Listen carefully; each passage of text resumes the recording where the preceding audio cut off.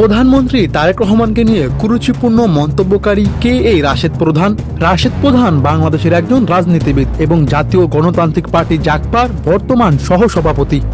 1984 সালের 16 অক্টোবর জন্মগ্রহণ করা এই রাজনীতিবিদ জাগপার প্রতিষ্ঠাতার সভাপতি প্রয়াত শফিকুল আলম প্রধানের ছেলে।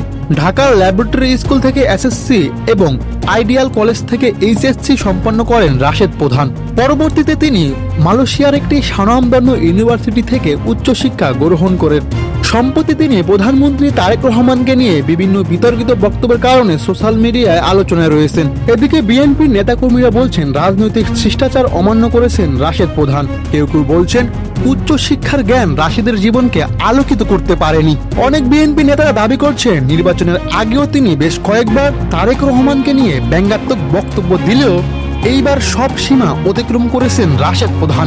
গত 15 এপ্রিল এক অনুষ্ঠানে বিএনপি চেয়ারম্যান তারেক রহমানের রাষ্ট্র পরিচালনা নিয়ে প্রশ্ন তুলেন তিনি। এছাড়া প্রধানমন্ত্রীকে নিয়ে আপত্তিকর মন্তব্য করেন, যা নিয়ে সোশ্যাল মিডিয়া চলছে তীব্র সমালোচনার ঝড়। তিনি দাবি করেন তারেক রহমান তার নিজ দলের ইতিহাসই জানেন না। যে নিজ দলের নেতাকর্মীদের চিনেন না বা দলের সম্পর্কে জানে না, তিনি কিভাবে রাষ্ট্র পরিচালনা করবেন এমন প্রশ্ন তোলেন রাশেদ প্রধান। জাগপা নেতার লাগামহীন বক্তব্যের প্রতিবাদ করেছেন ঝিনাইদহ 4 আসনের বিএনপি মনোনীত প্রার্থী এবং সাবেক গণ অধিকার পরিষদের নেতা মোহাম্মদ রাশেদ খান। সামাজিক যোগাযোগ মাধ্যমের পোস্টে তিনি উল্লেখ করে বলেন, 11 দলীয় জোটের নেতা রাশেদ প্রধান লিমিট ক্রস করে বক্তব্য দিচ্ছেন, প্রধানমন্ত্রীকে গালিগালাজ করছেন।